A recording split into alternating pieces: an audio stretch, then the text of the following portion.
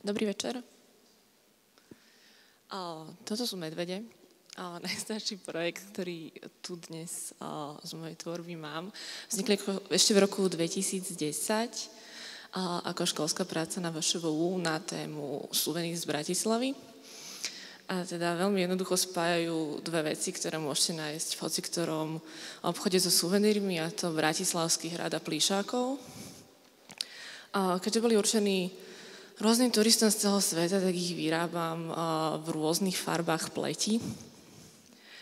A okrem toho, že sú teda určení turistom, tak od roku 2011 až do minulého roka boli aj oceneniami na Bratislava Design Weeku, teda určené pre víťazov v rôznych kategóriách. Toto je fotka z procesu, tak toto vyzerá, keď si to vyrábate sami. Toto je ďalší projekt, teda prvá ukážka z neho. Boli to, volám ich neidentifikované objekty. Boli to rôzne objekty, ktoré vznikli z kresieb, pri ktorých som sa snažila odpútať od funkcie. A teda kreslila som veci, ktoré nemali predurčenú funkciu odo mňa ako od dizajnera. Tá funkcia im bola daná následne, keď som tie objekty rozdistribuovala náhodne k ľuďom, ktorých som si buď našla cez internet, alebo to boli nejakí známi mojich známych. A tí potom k tým objektom tie funkcie doplnili. Takže niečo skončilo ako detská hračka, alebo ako ten obrázok predtým lampa.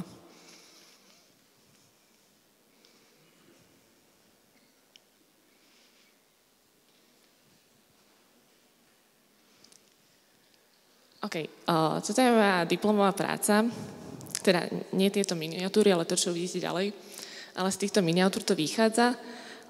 Ja som sa v nej zaoberala digitálnymi technológiami, ale z pohľadu autorského dizajnera jednotlivca. A teda neboli pre mňa dôležité rýchle prototypovanie ani žiadne dokonalé výstupy, ale skôr som sa snažila nájsť nejakú cestu, ako tieto technológie využiť, aby som čo najviac vyšla von s ich prirodzenými vlastnosťami a využila ich na niečo, čo by bez nich nebolo možné, alebo bolo možné iba veľmi ťažko. Takže som si našla takú kolekciu na vytvorenie takého zátišia obývačky v domčekoch pre bábiky, ktorú som následne naskenovala a potom som si tie veci nechala vyrobiť jedna k jednej. Čiže som ich ako keby navrátila do ich pôvodnej mierky a následne som vytvorila kolekciu z rôznych materiálov. Najmenšie veci sú z porcelánu alebo keramiky a takto to vyzerá, keď dizajnerka, ktorá neštudovala keramiku, robí formu na porcelán. A nakoniec to dopadlo dobre. Dôležité pre mňa bolo, aby som tie nedokonalosti a disproporcie rôzne a chyby, ktoré sú v tých miniatúrach, aby som ich dostala čo najviac aj do tej mierky 1:1. Takže som na jednej strane zanechala všetky chyby a stopy, ktoré tam vznikli z foriem. Na druhej strane som to nechala CNC frézou vyfrezovať iba veľmi nahrubo. A tak som tým nedokonalosti ešte viacej podporila. Ďalšia vec, keďže sú tam zachované tie stopy po fréze, je to pre mňa dekor, ktorý využívam, keď pracujem s týmito technológiami.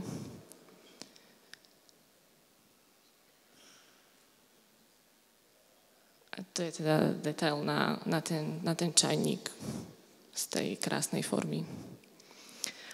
Toto som ja so Silviou Jokelovou a Lubicou Segečovou, pretože nepracujem iba sama, ale spolu s týmito dvoma dizajnerkami sme v roku 2011 založili štúdio 3 v 1 a spoločne pracujeme na rôznych zákazkách, ale aj na projektoch, ktoré si iniciujeme sami. Mali sme rok a pol projekt galérie, kde sme vystavovali rôznych iných slovenských dizajnerov a umelcov. A toto je jedna z našich realizácií. trofeje pre víťazov Triennále plagátu v Trnave v roku 2012. Trofeje fungovali ako pečate, ktorými si mohli tí víťazi následne opečiatkovať ten svoj plagát, aby všetci videli, teda, čo vyhrali.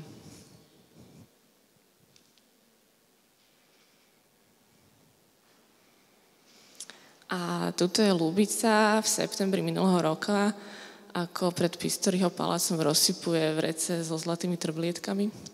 Pretože sme boli oslovené Bratislava Design Weekom, aby sme pre nich urobili site-specific inštaláciu a zároveň navigačný systém k festivalu. Tak sme to poňali takto a rozsypali sme pred Pistoriho palác veľa trblietok, ktoré následne ľudia na svojich topánkach roznášali po meste alebo trolejbusom až na Kolibu. A teda všetci, čo tieto trblietky niekde zahliadli, tak si buď na festival spomenuli, alebo možno ich to k nemu zaviedlo.